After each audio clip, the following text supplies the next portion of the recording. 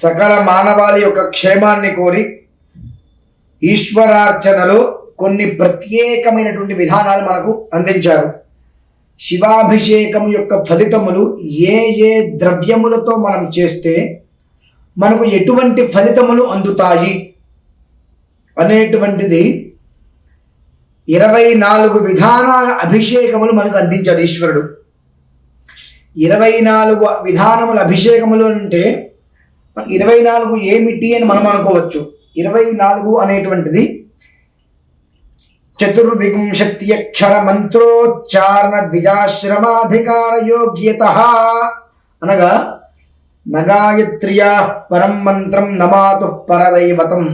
గాయత్రి మహామంత్రం అనేటువంటిది 24 అక్షరాలు. ఆ 24 దేన్ని సూచిస్తాయి అనంటే సప్తగ్రామ్యా సప్తారణ్యా అనగా గ్రామంలో పండేటువంటి పంటలు 7, అరణ్యంలో పండేటువంటి పంటలు 7, 7 7 14.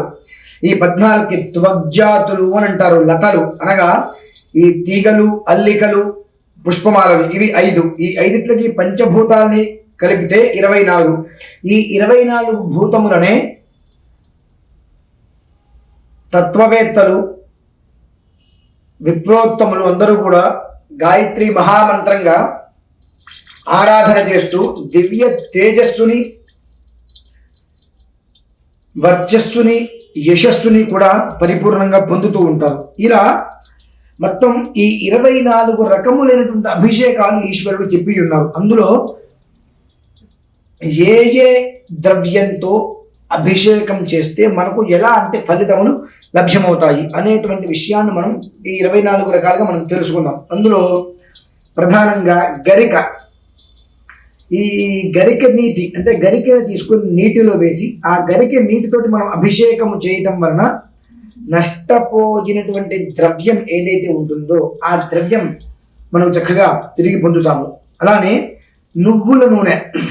ఈ నువ్వుల నూనెతో మనం అభిషేకం చేయడం వలన అపమృత్యువు అనేటువంటి దోషం మనకు నశిస్తుంది. ఆవు పాలతో అభిషేకం చేయడం వలన సర్వ సౌఖ్యములు కూడా ఈశ్వరుడు మనకు ప్రసాదిస్తారు. అలాగే పెరుగుతో అభిషేకం చేయడం వలన బలము, ఆరోగ్యము, యశస్సు లభిస్తుంది. మరియు ఆవు నేతితో అభిషేకం వలన ఐశ్వర్య ప్రాప్తి కలుగుతుంది. చెరుకు రసముతో అభిషేకం వలన ధన వృద్ధి కలుగుతుంది.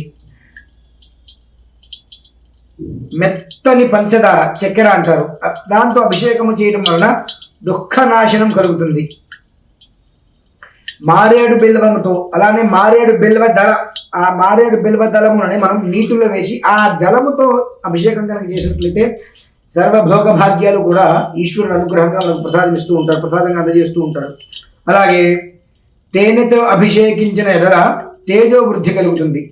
పుష్పములని నీటిలో వేసి చేసే అభిషేకం వలన భూలాభం కలుగుతుంది. కొబ్బరి నీటితో అభిషేకం వలన సకల సంపదలు కూడా కలిగిస్తాడు ఈశ్వరుడు. రుద్రాక్ష జలాభిషేకం వలన సకల ఐశ్వర్యముని కూడా ఈశ్వరుడు ఇస్తాడు. భస్మాభిషేకం, భస్మముచే అభిషేకం వలన మహాపాపాలన్నీ కూడా నశించుతాయి. గంగోదకము చేత అభిషేకించిన ఎడల సత్పుత్ర ప్రాప్తి అనేటువంటిది కలుగుతుంది. బంగారపు బిందువుల నీటితో అభిషేకము వలన ఘోరాతి ఘోరమైనటువంటి దారిద్ర్యం నశించును. నీటితో అభిషేకించిన ఎడల నష్టమైనవి ప్రతి ఒక్కటి కూడా తిరిగి సంభవిస్తుంది. అలాగే అన్నముతో అభిషేకించిన అధికార ప్రాప్తి, మోక్ష ప్రాప్తి, దీర్ఘాయువు లభిస్తుంది. ఈశ్వరారాధనలో 2వ విధానంగా ప్రత్యేకంగా అన్నార్చనకి చాలా విశేషం ఉన్నది. అలాగే ప్రత్యేక ప్రాధాన్యత అనేటువంటిది పెరుగు కలిపిన అన్నముతో ఈశ్వరుడికి అద్ది ఆరాధన చేసినట్లయితే అది అద్భుతమైనటువంటి 10 రెట్ల విశేషమైన ఫలితాన్ని మనకు ఈశ్వరుడు మనకు అందజేస్తాడు.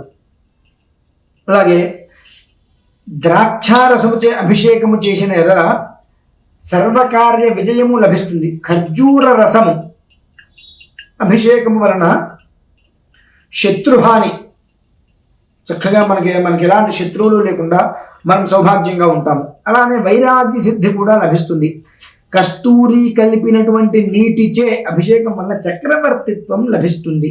అలాగే నవరత్నోదకముచే అభిషేకము చేసినట్లయితే ధాన్యము, గృహము, గో సంపత్తి వృద్ధి కలుగుతుంది.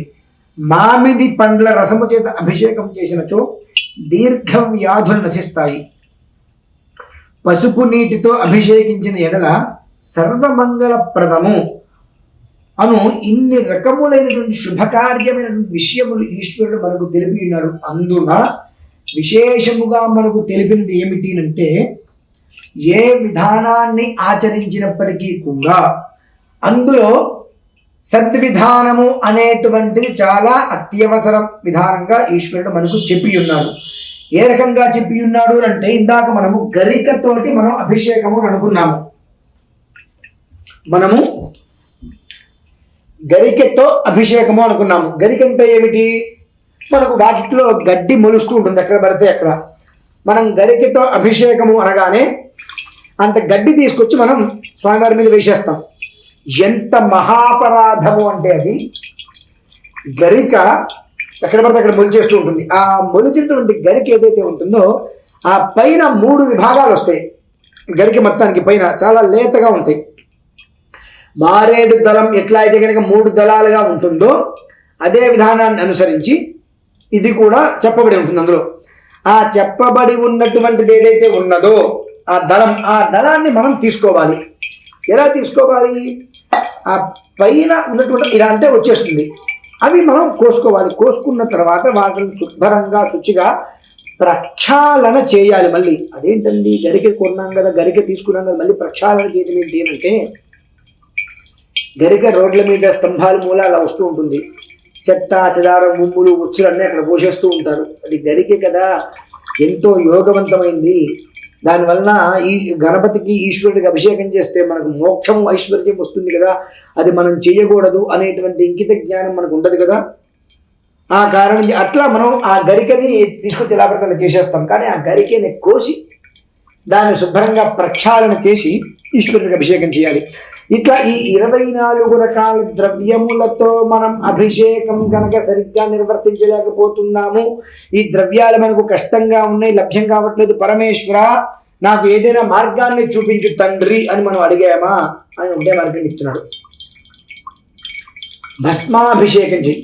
భస్మాభ్యక్తమనంగదేహదహన జ్వాలావలీలోచనం. భస్మాభిషేకం చేయమన్నారు అంటే ఎట్లా? మనకు బయట ఒక ప్యాకెట్ దొరుకుతుంది, విభూతి ప్యాకెట్. ఆ విభూతి ప్యాకెట్తో మనం భస్మాభిషేకం చేస్తే ఎలాంటి ఉపయోగము లేదు. ఒకటి చితాభస్మంతో అభిషేకం చేయమన్నాడు ఆయన. చితాభస్మం ఏ రోజు ఎవరైతే చనిపోతే ఆ ఒక్క శవాన్ని దహనం చేస్తారో ఆ భస్మంతో తీసుకొచ్చి అభిషేకం చేయమన్నాడు. లేదా యజ్ఞ భస్మం, హోమగుండంలో మనం ఎన్నో రకాల ద్రవ్యాలతో హోమం చేస్తాము. ఆ హోమం చేస్తే అందులో పిడకలు, ఆవు పిడకలు, పుటాలు వేస్తూ ఉంటాం. వాటి ద్వారా వచ్చేటువంటి భస్మంతో అభిషేకం చేయమన్నాడు ఈశ్వరుడు. ఆ అభిషేకం అనేటువంటిది 27 రోజుల పాటు నక్షత్రమాల అని అంటారు. 27 రోజుల పాటు నువ్వు ఏది చేసినా చేయకపోయినా, ఇన్ని రకాల ద్రవ్యాలతో చేసినా చేయకపోయినా 27 రోజుల పాటు ఖచ్చితంగా ఆ యజ్ఞ ద్రవ్యం అంటే ద్రవ్యాలతోటి హోమం చేయగా వచ్చినటువంటి యజ్ఞ భస్మం లేదా చితాభస్మంతో 27 రోజులు కనుక నువ్వు ఖచ్చితంగా అభిషేకం చేసినట్లయితే నీకు పైన చెప్పబడినటువంటి 24 రకాల ద్రవ్యములతో చేసేటువంటి అభిషేకంలో వచ్చేటువంటి ఫలితములు ఏవైతే ఉన్నాయో అవన్నీ కూడా నేను నీకు సమగ్రముగా సంప్రాప్తం చేస్తాను. అయితే మొదలు పెట్టగానే మనకు ఉన్నటువంటి జబ్బు ఏమిటి అంటే, మనకి ఏదైనా ఒక కర్మ ఉంది, సంవత్సరమైనా 2 సంవత్సరాలైనా ఎంతకాలం అనుభవిస్తూ ఉంటాం. కానీ అందులో నుంచి బయటపడేటువంటి మార్గంగా ఈ పూజ మనం చేస్తే అందులో మనం బయటికి వస్తాము అని చెప్పగానే, ముందు పూజ చేస్తే మనం బయటికి వస్తామా అని చెప్పి కొన్ని రోజులు మనం ప్రళాంగ చేస్తాం. ఎంత ప్రళాంగ చేస్తే అదంత పెరిగి పెద్దదవుతూ ఉంటుంది. ప్రళాంగ చేసిన తర్వాత ఎప్పుడో ఇక సరే ఇక తప్పట్లేదు, ఏదో మనం పూజ తప్పట్లేదు కదా అనే ఉద్దేశంతో మనం పూజ చేసుకోవడానికి సిద్ధపడుతున్నాం. అంతేగాని మన జీవితం కోసం, మన కుటుంబం కోసం మనం చేసుకోవాలనేటువంటిది ఉండదు. ఆయన చెప్పారు చేసుకోకపోతే ఏమవుతుందో అనే ఉద్దేశంతో మనం మొదలు పెడతాం. అయితే మొదలు పెట్టిన మర్నాటి నుంచే ఇంకా మాకు ఫోన్ రాలేదండి మా అబ్బాయి నుంచి, లేదంటే నాకు డబ్బులు ఇవ్వాల్సిన వాళ్ళు నాకు ఫోన్ చేయలేదండి, దృష్టంతా నా కుటుంబం క్షేమం కోసం నేను చేశాను,